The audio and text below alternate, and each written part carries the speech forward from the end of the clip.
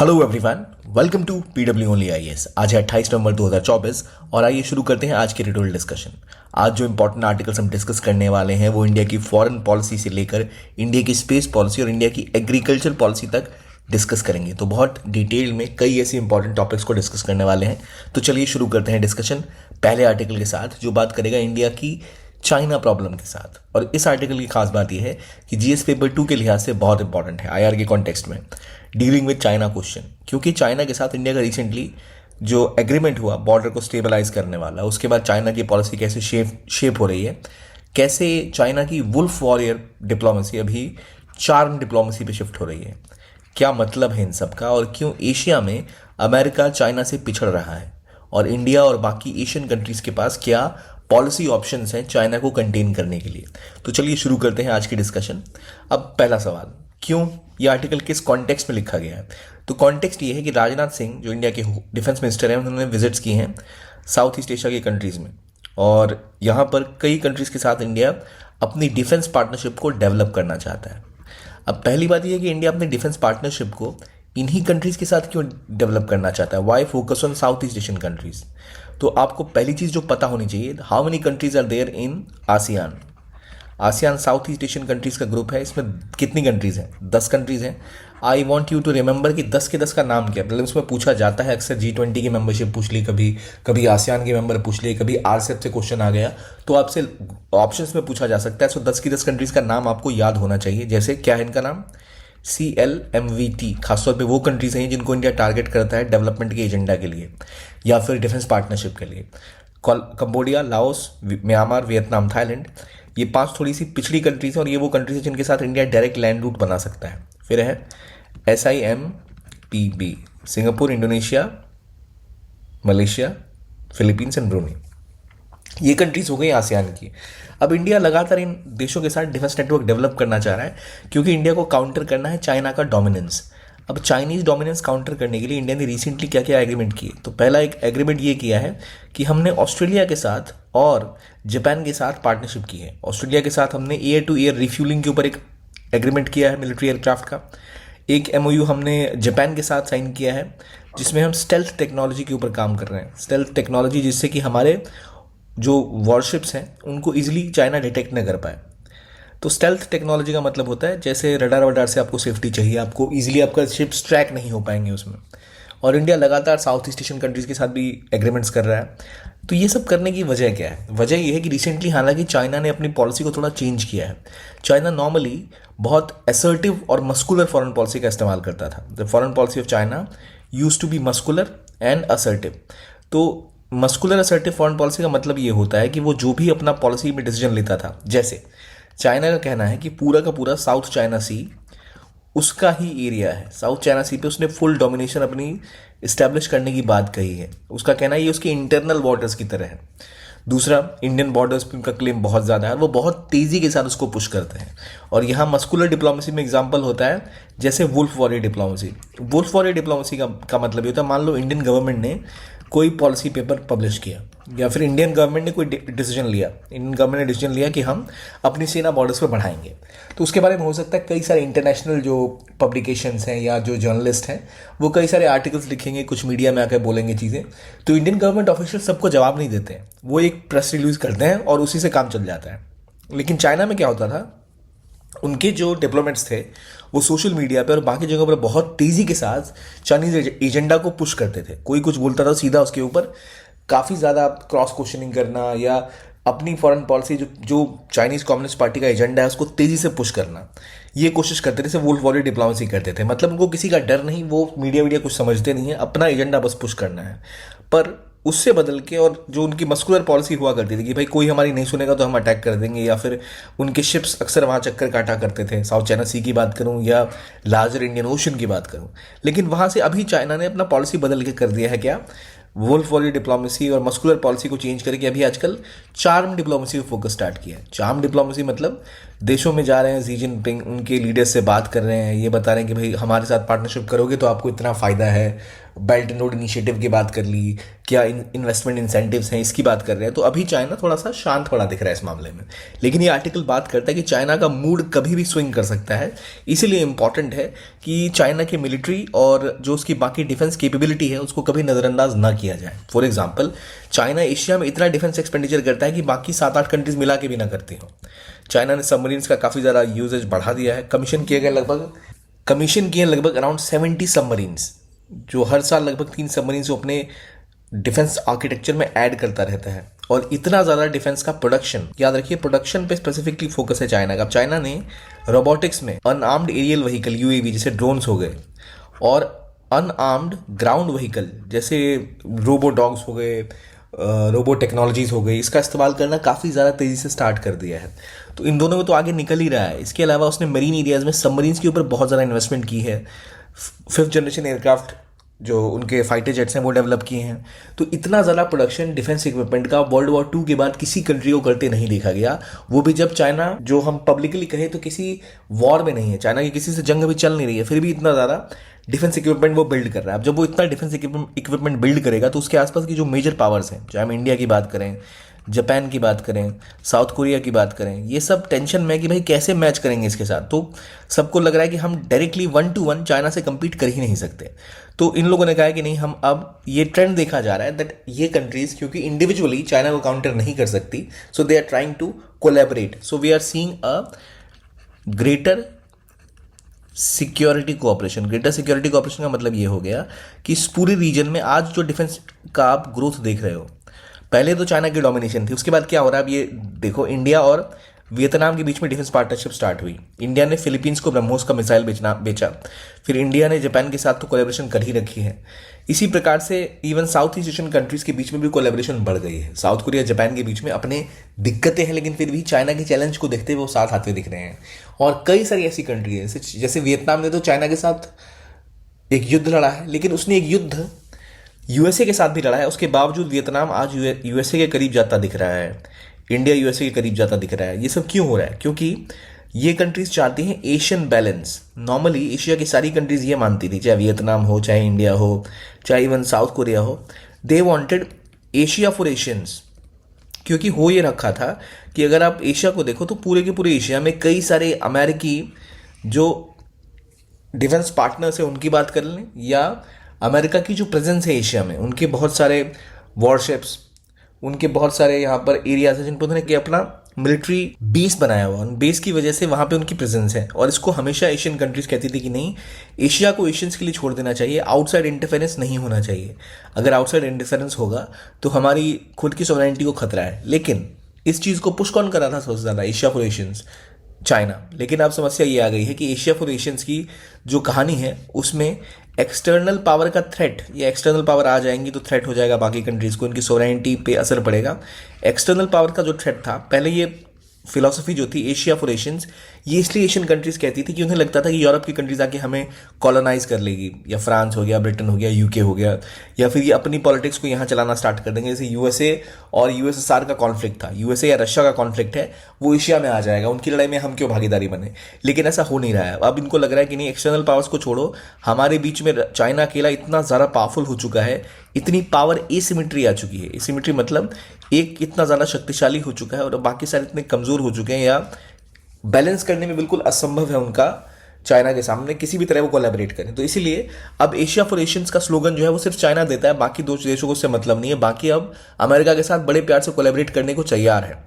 और चाइना इतना असर्टिव हो गया है कि अमेरिका की आर्म फोर्सेस को एशिया में सपोर्ट मिलना शुरू हो चुका है, क्योंकि उन्हें लग रहा है कि अगर हमने इनके साथ कोलैबोरेट नहीं किया तो बीजिंग आके, चाइना आके इस एरिया में अपने आप को और ईजिली पुश कर देगा।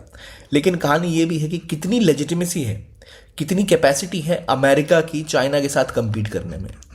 compete कहाँ करने में? In Asia. देखो, अमेरिका को अगर आज लड़ना पड़ जाए चाइना से अपने हित के लिए, तो चाइना को वो ध्वस्त कर देगा, बिल्कुल धज्जियां उड़ा देगा। इतना डिफेंस बजट है उसका कि बाकी सबका मिला दो कुछ नहीं होता उसके सामने। इतने ज़्यादा इक्विपमेंट्स हैं, सबमरीन्स की बात कर लो, न्यूक्लियर वेपन्स की बात कर लो, डिफेंस इंडस्ट्री की बात कर लो। बट प्रॉब्लम ये है कि जब बात आती है एशिया की, तो जो अभी अमेरिका की इंटेंसिटी है और जो सस्टेनेबिलिटी है कि किस लेवल पर वो आकर कितनी इंटेंसिटी के साथ वो अपने पार्टनर्स को डिफेंड करेगा, कितनी इंटेंसिटी के साथ यहाँ वो अभी अपने सोल्जर्स को डिप्लॉय करेगा वो, और कितना वो सस्टेन कर पाएगा लॉन्ग टर्म में इस चाइना के चैलेंज को, वो ऐसी चीज़ है जो क्वेश्चन की जा रही है. It means China's intensity and sustainability in Asia is higher than America. वो ज़्यादा कैपेसिटी रखते हैं. कैसे? तो पहली बात यह ना कि एक समय हुआ करता था एशिया में यूएसए की मिलिट्री डोमिनेंस थी. उनके जो यहाँ पर जहाँ भी बेस हैं, आर्म बेसिस है, मिलिट्री बेसिस है, वहाँ पर उनकी प्रेजेंस बहुत ज़्यादा थी, उनके वॉरशिप्स बहुत ज़्यादा थे. लेकिन अब चाइना की जो पीएलए है, उन्होंने अपना डोमिनेंस यहाँ बढ़ा दिया. पीएलए मतलब पीपल्स लिबरेशन आर्मी. इन्होंने यहाँ पर अपनी रीजनल बैलेंस को शिफ्ट करते हुए लगातार अपने आप को स्ट्रॉन्ग करना स्टार्ट किया. चाहे हम सबमरीन्स की बात करें, या हम यूएवीज की बात करें, या उनकी आर्मी की बात करें, या जिस तरह कंबोडिया में उन्होंने अपनी खुद की एक बेस बनाई, जिबूटी में एक बेस बनाई. ठीक है, तो वो अपनी बेसिस को और चीज़ों को पुश कर रहे हैं. अमेरिका फंस चुका है किसी और खेल में, जैसे पहले यूएसएसआर फंसा था. USA is over stretched in certain areas. USA एक ही साथ बहुत सारे थिएटर्स में अभी इन्वॉल्व है. यूएसए को मिडिल ईस्ट में इसराइल के साथ कॉन्फ्लिक्ट में हथियार सप्लाई करना है, उनके साथ पार्टनरशिप है. यूक्रेन विवाद में और नेटो के साथ वहाँ वो इन्वॉल्व है.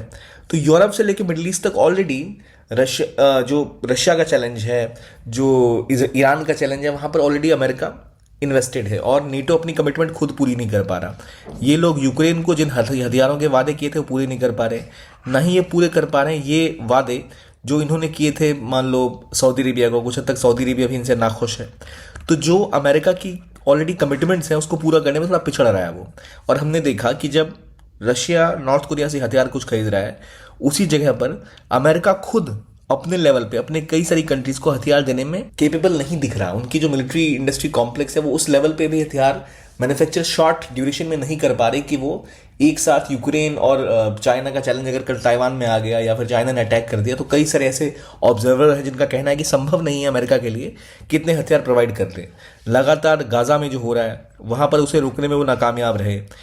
ईरान अपना चैलेंज बढ़ाए जा रहा है, टेररिस्ट अटैक बढ़ रहे हैं.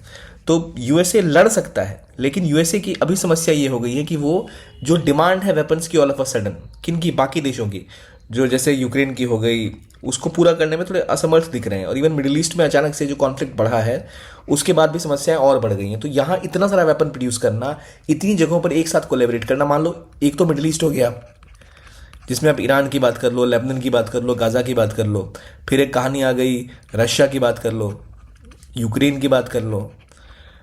इतने चैलेंज है ही हैं. अब इसके बाद मान लो ताइवान में भी उन्हें अपने डिफेंस इक्विपमेंट उतारने पड़ जाए, साउथ कोरिया नॉर्थ कोरिया का विवाद बढ़ जाए, तो वो अभी स्थिति में नहीं है कि इतना सब कुछ एक साथ हैंडल कर पाए.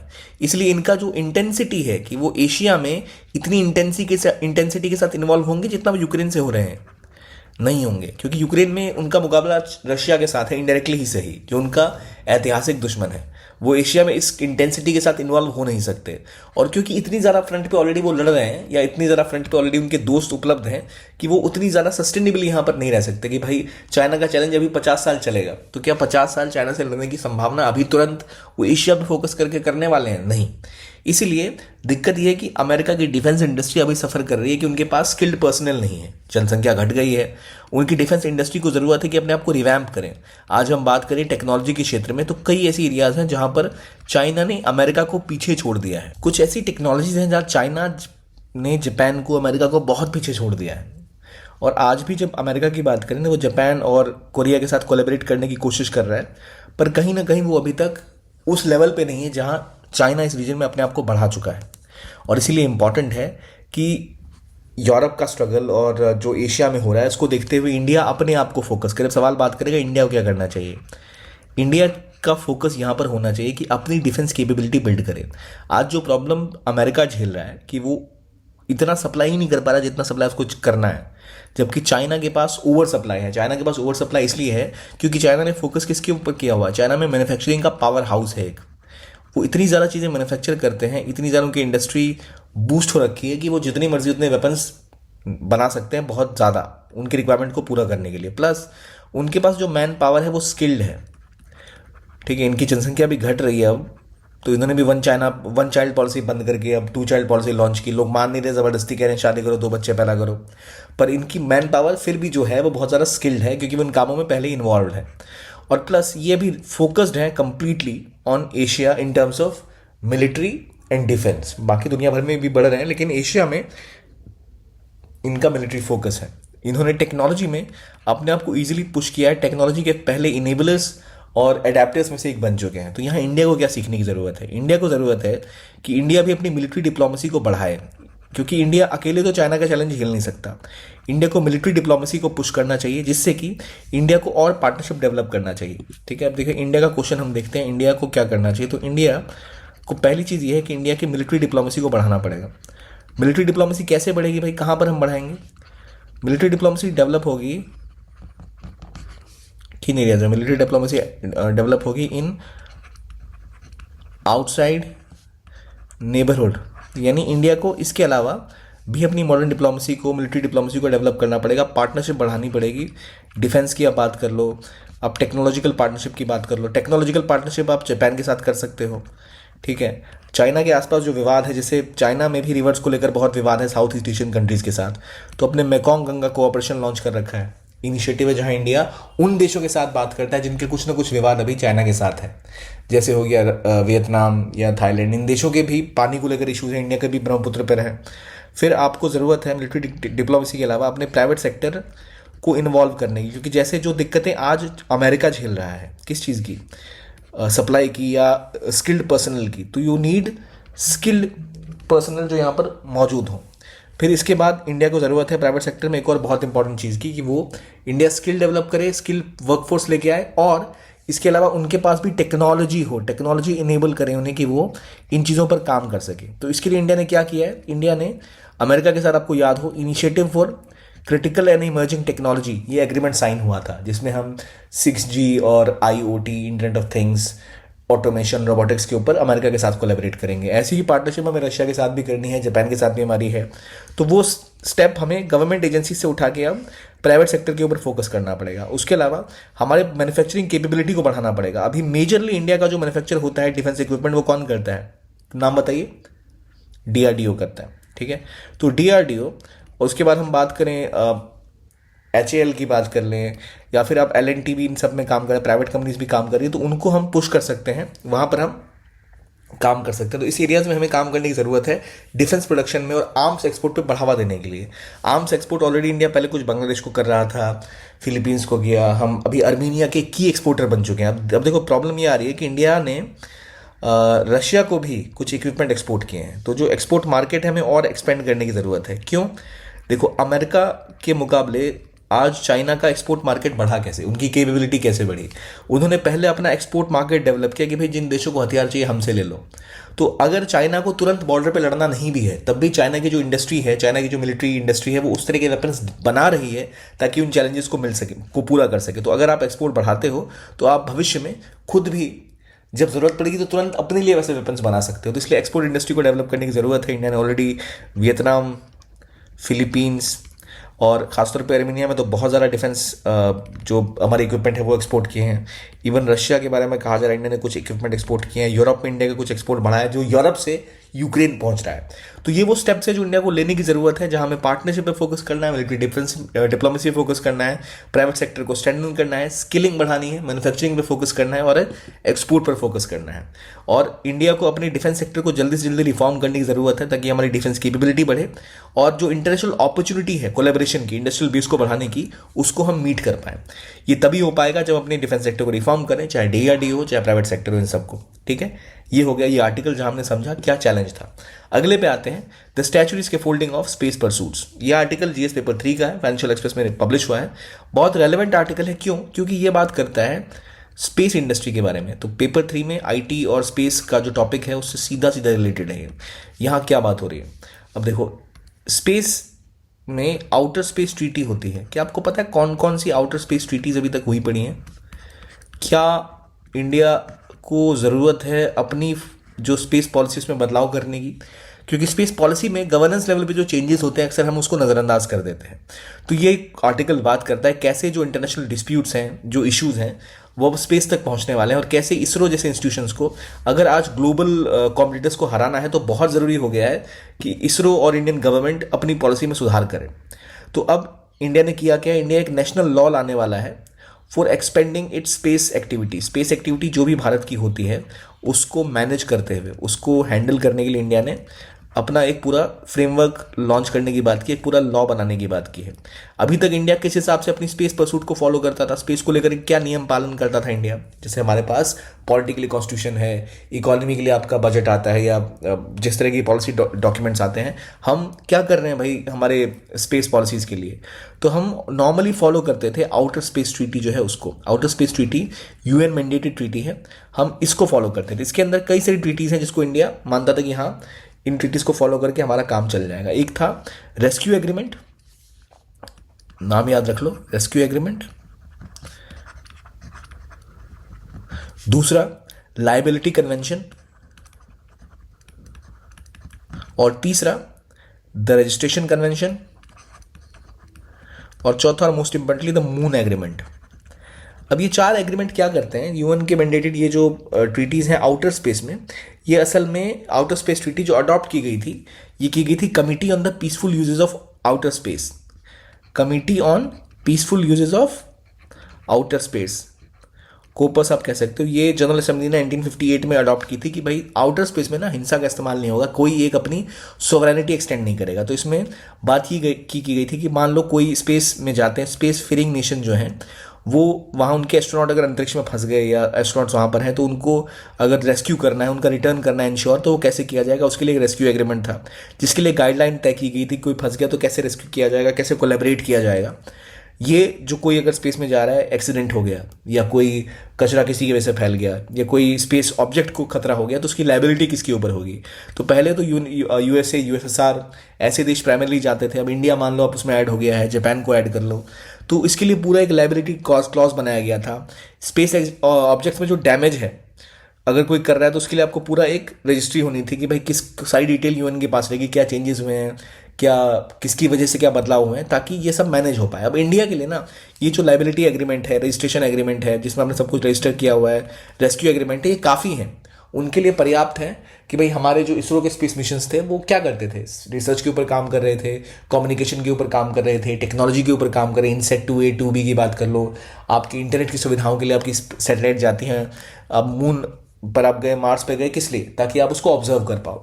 तो हमारी ट्रीटीज काफ़ी थी। एक जो एग्रीमेंट और था मून एग्रीमेंट, इस पर कई देश एग्री नहीं करते हैं। मून एग्रीमेंट इस चीज़ के ऊपर था कि मून और कोई और सेलेस्टियल बॉडी अगर है तो उसके आप जो रिसोर्सेज है उसका कॉमर्शियल इस्तेमाल नहीं कर सकते।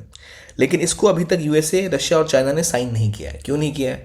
क्योंकि भाई मून पर बहुत सारे ऐसे संसाधन हैं जिसको इनका प्लान है धरती पे लेके आएंगे। अमेरिका की स्पेस एक्स को ले लो, ठीक है, इलॉन मस्क की कंपनी है ये, फिर जो अमेजॉन के बॉस हैं जेफ बेजोस, उनकी आप ब्लू ऑरिजिन एक स्पेस कंपनी वो लेके आ चुके हैं।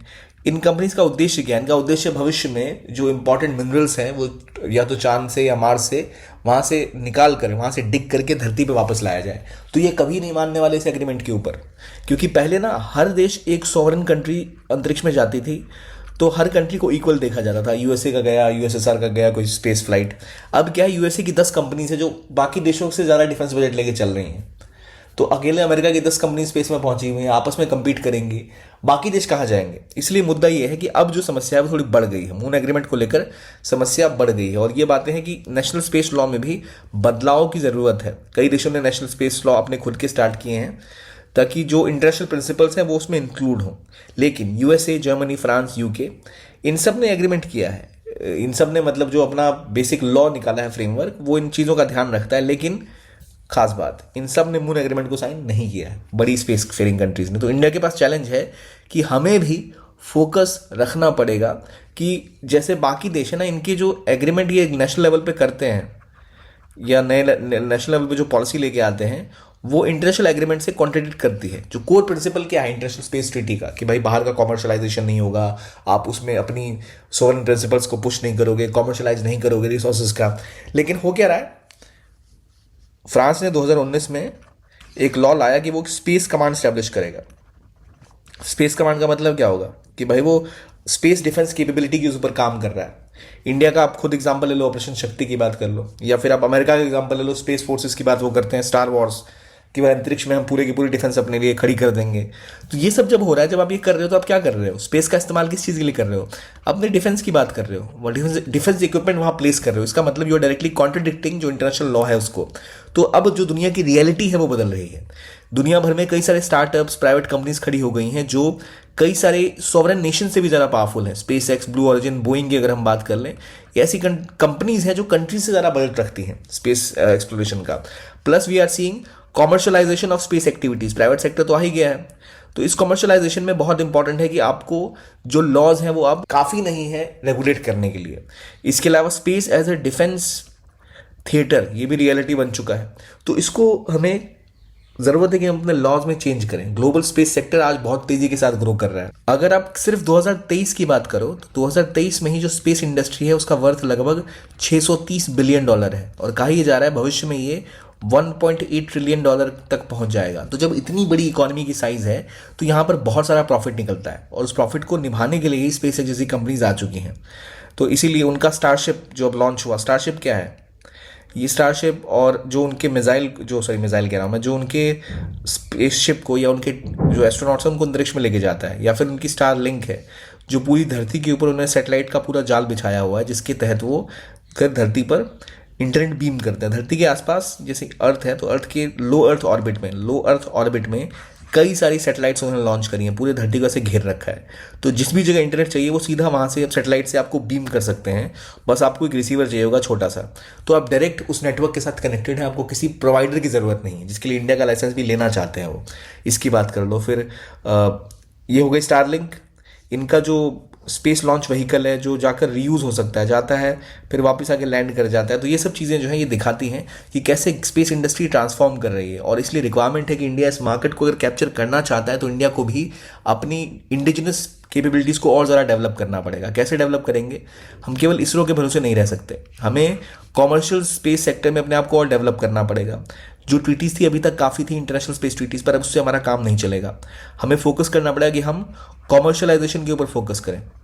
अगर हम कॉमर्शलाइजेशन नहीं करेंगे तो हम बहुत पीछे रह जाएंगे। इसीलिए इंडियन गवर्नमेंट ने भी इन स्पेस को लॉन्च किया था, फोकस करते हुए कि हमें भी अब स्पेस एक्सप्लोरेशन के ऊपर फोकस तो करना ही है, लेकिन हम जो यहाँ से कॉमर्शियल एक्टिविटीज़ है उसमें पीछे नहीं हटने वाले। प्लस जैसे अमेरिका ने प्राइवेट सेक्टर को इन्वॉल्व किया, नासा ने इसके लिए अपने एस्ट्रोनॉट्स को अंतरिक्ष में भेजना बहुत पहले बंद कर दिया था। नासा कह रहा था कि भाई हमारा काम है रिसर्च करना, हम रिसर्च पे फोकस करेंगे, हम अपने एस्ट्रोनॉट्स को अंतरिक्ष में लेके ज़रूर जाएंगे, लेकिन उसके लिए हम किसी प्राइवेट कंपनी के पास जाएंगे जो हमारे एस्ट्रोनॉट्स को अंतरिक्ष तक लेके जाए। नासा जैसी एजेंसी अपने आप साइड हट गई, तो हुआ ये स्पेस बना, उस स्पेस को भरने के लिए कई प्राइवेट कंपनीज खड़ी हुई। उसी तरह से अब इसरो को भी कई कामों से पीछे हटते हुए पीपीपी करना चाहिए, पब्लिक प्राइवेट पार्टनरशिप, ताकि इंडिया का जो प्राइवेट सेक्टर है वो डेवलप हो पाए। और इंडिया ने इसके लिए ही in space Indian national space promotion authorisation centre launch किया है। अब आपको एक आवाज़ सुनाई दे रही होगी फ्लाइट की, तो क्या पता ये भी स्पेस जा रहा हो, हालांकि ये तो कोई एयरक्राफ्ट लग रहा है। तो इस तरह इंडिया ने भी इन स्पेस शुरू किया कि कैसे इंडिया प्राइवेट सेक्टर की पार्टिसिपेशन को डेवलप करेगा, कैसे कोलैबोरेट करेगा। तो इन स्पेस इसके लिए एक बड़ा स्टेप है जो इंडिया ले रहा है पब्लिक प्राइवेट पार्टनरशिप को डेवलप करने के लिए। इसके अलावा इंडिया ने कई सारे स्पेस टेक्नोलॉजी के ऊपर काम किया है, ध्रुव और कई ऐसी छोटी मोटी कंपनियां हैं जो डेवलप होनी स्टार्ट हो गई हैं।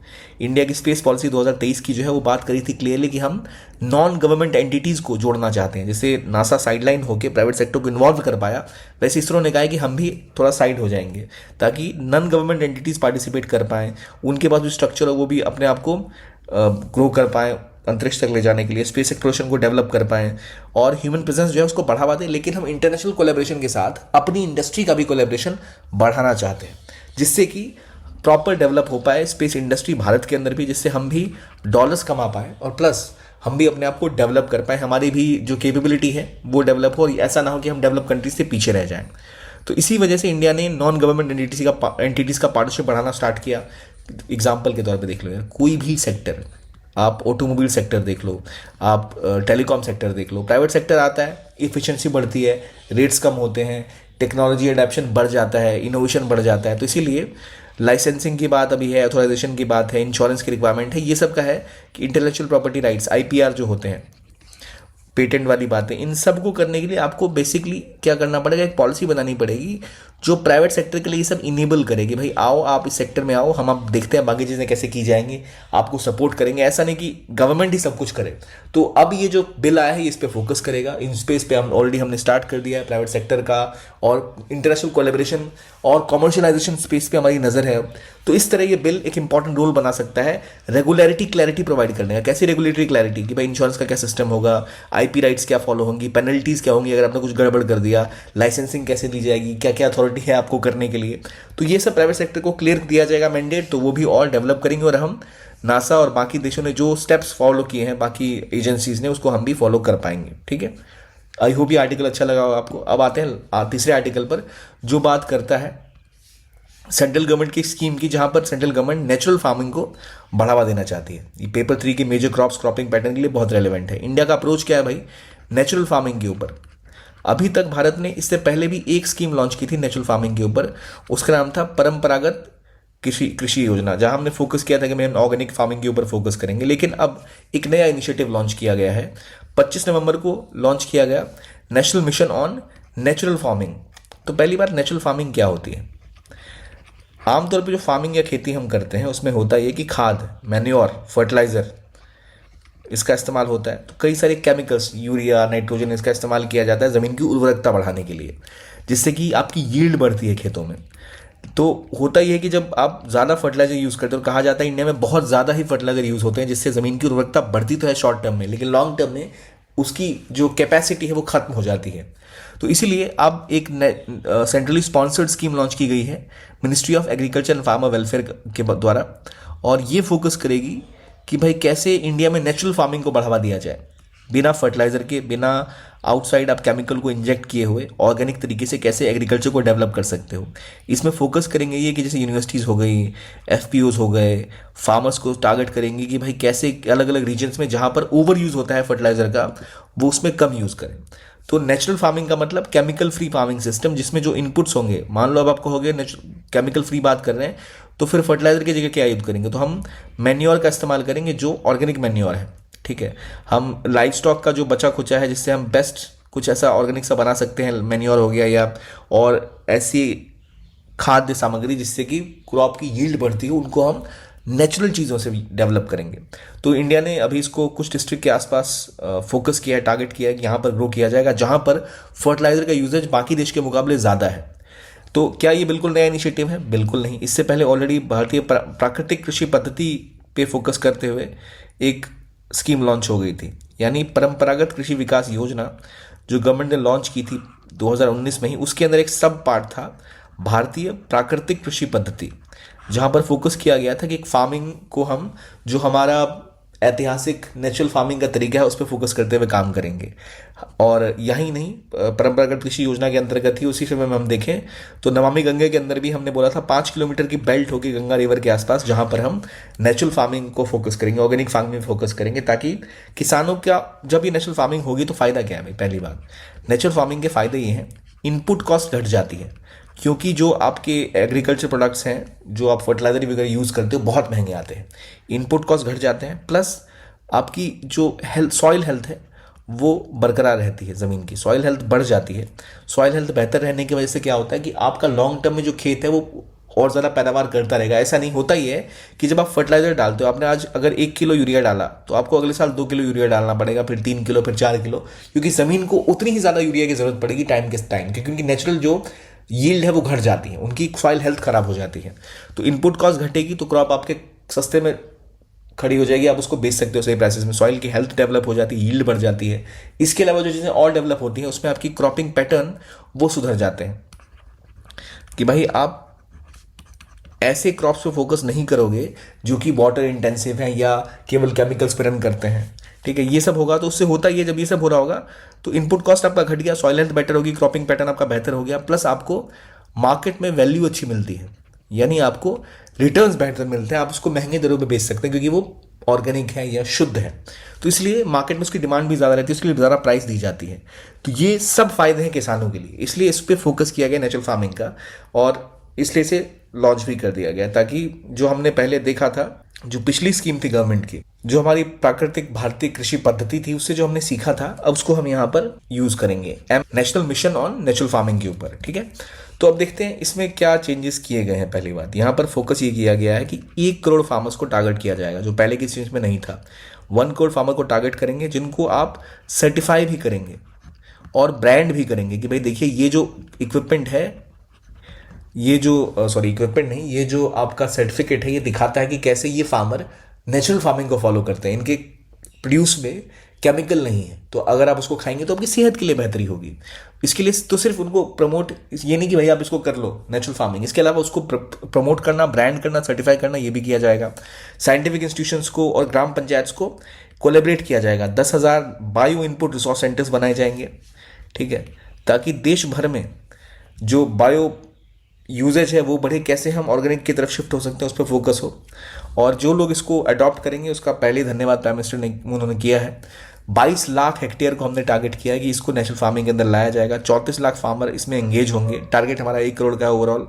4 लाख हेक्टेयर ऑलरेडी पहले बीपीकेपी के अंदर था। बीपीकेपी मतलब फुल फॉर्म बताइए क्या था, बताइए। भारतीय प्राकृतिक कृषि पद्धति। तो इन तरह की चीज़ों को हम और डेवलप करने वाले हैं। तो अब जो स्टेट गवर्नमेंट है उनके अंदर भी कई सारी स्कीम्स है, तो सबको कॉम्प्लीमेंट करिए, बड़े लेवल पे इसको फैलाने की तैयारी है। 7.5 लाख हेक्टेयर्स एक्स्ट्रा लैंड इसके अंदर डाला जाएगा। 15,000 ग्राम पंचायत के क्लस्टर्स बनाए गए हैं जो इसमें ऑपरेट करेंगे। प्लस इसमें प्रेफरेंस दिया जाएगा जहाँ पर ऑलरेडी नेचुरल फार्मिंग हो रही है उन फार्मर्स को, और जो एफपीओज हैं जो ऑलरेडी नेचुरल फार्मिंग कर रही है उन पे फोकस किया जाएगा। बायो इनपुट रिसोर्स सेंटर्स खोले जाएंगे ताकि इजीली इनपुट मिल पाए उनको जिस भी एरिया में उनको चाहिए। ये पहले के इंटरवेंशन से अलग कैसे है? पहले इसमें बजटरी आउटले बहुत ज़्यादा है, सेंट्रल स्पॉन्सर्ड स्कीम है तो सीधा पैसा आने वाला है। 1 करोड़ फार्मर्स को टारगेट किया जा रहा है। इकोसिस्टम डेवलप करने की बात की जा रही है जहां पर आप बायो इनपुट सेंटर्स खोलेंगे, यूनिवर्सिटीज के साथ कोलैबोरेट करेंगे, फार्मर्स को ट्रेन करेंगे, सर्टिफाई करेंगे, ब्रांडिंग भी करेंगे। Plus scientifically supported common standard का इस्तेमाल करेंगे। सिंगल नेशनल ब्रांड की बात की गई है, ऐसा ब्रांड बनाया जाएगा जिसमें जो सामान बिक रहा है बिल्कुल वो केमिकल फ्री होगा। इसके लिए 2,000 करोड़ 2,500 करोड़ के आसपास का अपने प्रोविजन ऑलरेडी स्टार्ट कर दिया है।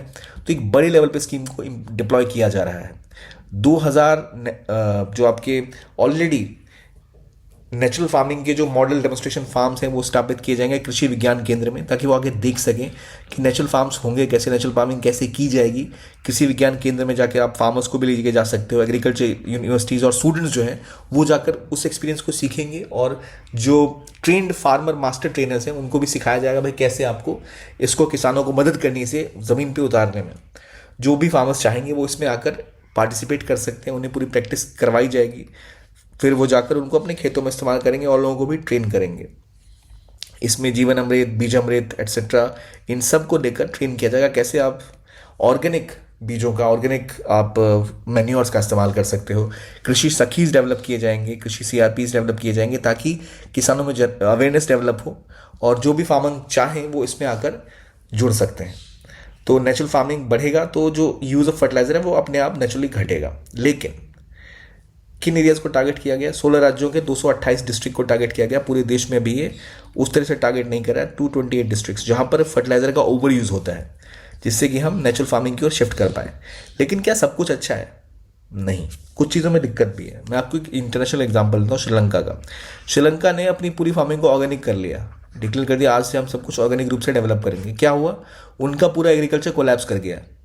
उन्हें जो चीज़ें वो डेवलप करते थे, जो प्रोड्यूस करते थे खुद से भी, वो उन्हें इंपोर्ट करनी पड़ गई। तो उनके देश पे जो एग्रीकल्चर बिल था बहुत ज़्यादा बढ़ गया, तो वो उनकी पूरा एग्रीकल्चर सेक्टर ही कोलैप्स कर गया।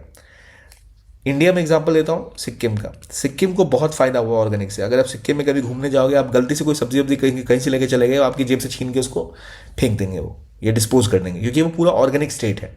तो सिक्किम को उसका फायदा मिला है, वहाँ के फार्मर्स को बेहतर प्राइस मिलती है, बेहतर डेवलपमेंट वहाँ हो रही है इस सेक्टर में। लेकिन यील्ड थोड़ी घट गई है, पहले जितनी उपज होती थी उससे कम उपज हो रही है, क्योंकि जब आप फर्टिलाइजर यूज़ करते हो नेचुरल है, आपकी उपज ज़्यादा होगी कंपेयर टू नेचुरल तरीके के मुकाबले। लेकिन लॉन्ग टर्म आपको फायदा है, शॉर्ट टर्म में आपके किसानों को नुकसान होगा। तो पहले सिक्किम में भी कुछ फार्मर्स ने इसका विरोध किया था, लेकिन अगर आपने ब्रांडिंग कर दी, सर्टिफाई कर दिया, तो भाई आज हम देखें तो कई ऐसी वेबसाइट्स हैं, कई ऐसे, जैसे अब मान लो, मुझे नाम याद नहीं आ रहा अभी ऑन द स्पॉट, जो ऑनलाइन ई कंपनीज हैं जो मुफ्त में तो नहीं, कुछ छोटा सा प्रीमियम लेके आपको ऑर्गेनिक कंटेंट पहुंचाने की बात करती है। फार्म से आपके घर तक पहुंचाएंगे। एनसीआर में अगर आप रहते हैं, मुंबई में अगर आप रहते हैं, तो खेतों से आप घर तक वो लेके आएंगे, उनका ऐसा कहना है। तो वो दिखाता है कि ऑर्गेनिक फार्मिंग के नाम पर टाटा की कुछ ऐसे दालें हैं या कुछ ऐसे सीरियल्स हैं जो बिल्कुल कहते हैं ऑर्गेनिक है, तो उस पर प्राइसेस आप ज़्यादा देते हो। तो अगर आप किसानों को इस तरह से डेवलप कर पाओ कि उनका ब्रांड, तब किसानों को पता होगा हमें ज़्यादा पैसे मिलेंगे, तो वो इसमें यूज़ करेंगे। अगर आप नेचुरल फार्मिंग यूज़ करोगे तो आपका कॉस्ट ऑफ कल्टिवेशन घट जाएगा, आपको बाहर से कम खरीदना पड़ेगा चीज़ें, और आपकी जो सॉइल हेल्थ है डेवलप होगी, फर्टिलिटी बढ़ेगी, और वाटर लॉगिंग, फ्लड और ड्राउट वगैरह से आपकी क्रॉप रिजिलियंट होगी। देखो नेचुरल तरीके से जब कोई चीज़ डेवलप की जाती है ना, तो उस पर उसकी कैपेसिटी ज़्यादा होती है ऐसी समस्याओं को झेलने की। आप हाइब्रिड कुछ अगर ग्रो करोगे ना, तो वो जल्दी उसको सूखे का प्रभाव पड़ेगा, पानी लग गया खेतों में तो वो तबाह हो जाएगी फसल आपकी।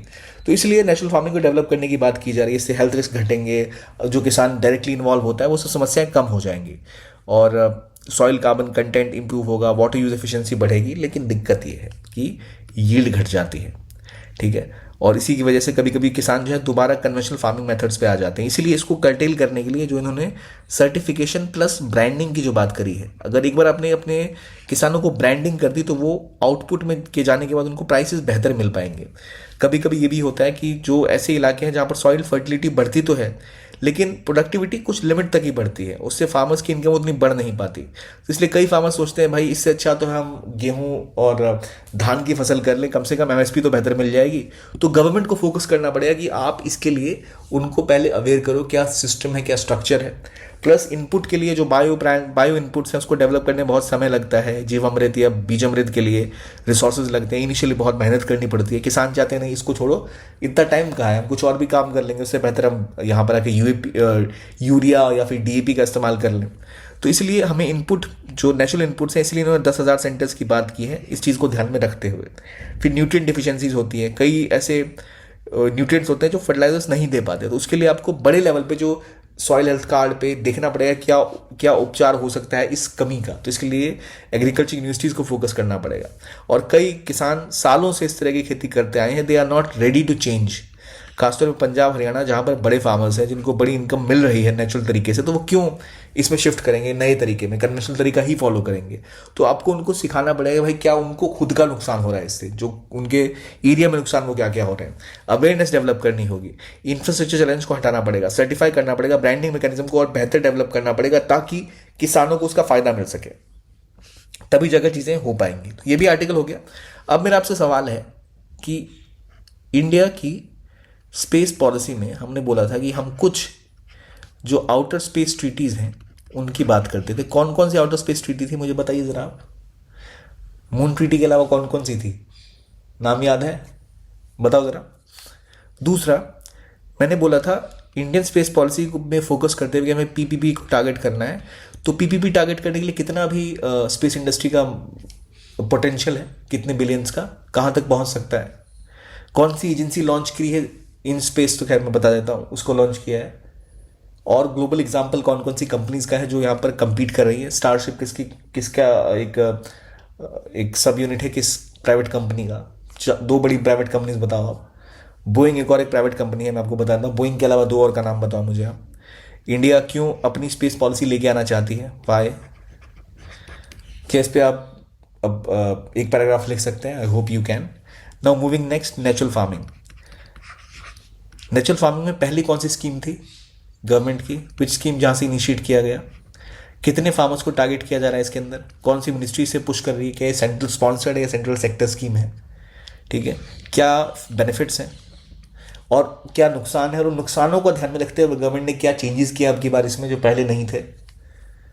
थर्ड, अगर हम बात करें आईआर वाले टॉपिक की, चाइना डिफेंस इक्विपमेंट डेवलप करने के लिए इंडिया को किन चीज़ों के ऊपर फोकस करना चाहिए, आसियान के कितने मेंबर्स हैं, क्या नाम है उनके, do you remember these things. अगर आपको ये याद नहीं है तो you have to go through PDF once again, देख लो भाई, ताकि आपको याद रह जाए वो।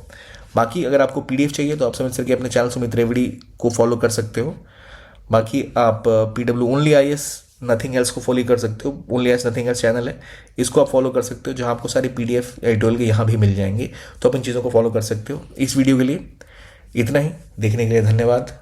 Keep on watching only IAS।